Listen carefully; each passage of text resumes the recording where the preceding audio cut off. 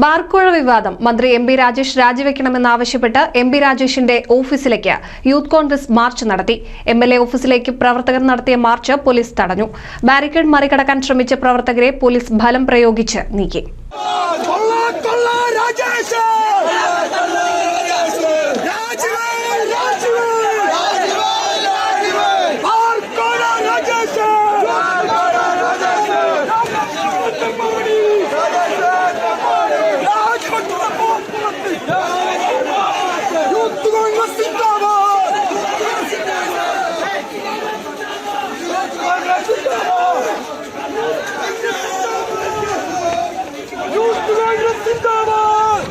സംഘർഷം ഉണ്ടായിട്ടുണ്ട്. ഞാൻ വിശദമായി പറഞ്ഞുതരാം. ബാരിക്കേഡ് ചാടിക്കടന്ന് പ്രവർത്തകരെ പോയി ചർച്ച ചെയ്യുന്നതിനാണ് മറുപടി മുന്നോട്ട് പോയിട്ടിരിക്കുക. ലാസ്റ്റ് ചാർജ് ഇല്ല, പക്ഷെ അത്യാവശ്യം നന്നായിട്ട്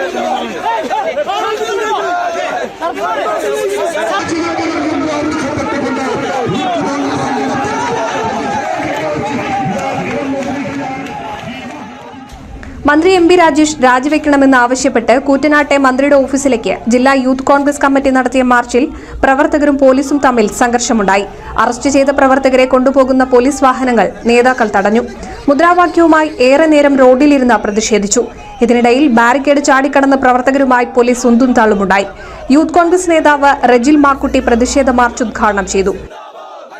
കേട്ടാൽ വിചാരിക്കും ഇയാളെ പോലെ ബുദ്ധിജീവി ഈ കേരളത്തിലെ മാർക്സിസം കണ്ടുപിടിച്ച അഭിനവ കാറൽ മാർക്സാണെന്ന് നാട്ടിലെ ആളുകൾ വിചാരിക്കുന്ന ഈ മനുഷ്യന്റെ മറ്റൊരു മുഖമാണ് അഴിമതിക്കാരൻ എന്ന് പറയുന്ന ഏറ്റവും വലിയ ഭൂലോക അഴിമതി നടത്തുന്ന കാട്ടുകള്ളനാണ് ഈ എം.ബി. രാജേഷ് എന്ന് തെളിഞ്ഞിരിക്കുകയാണ്.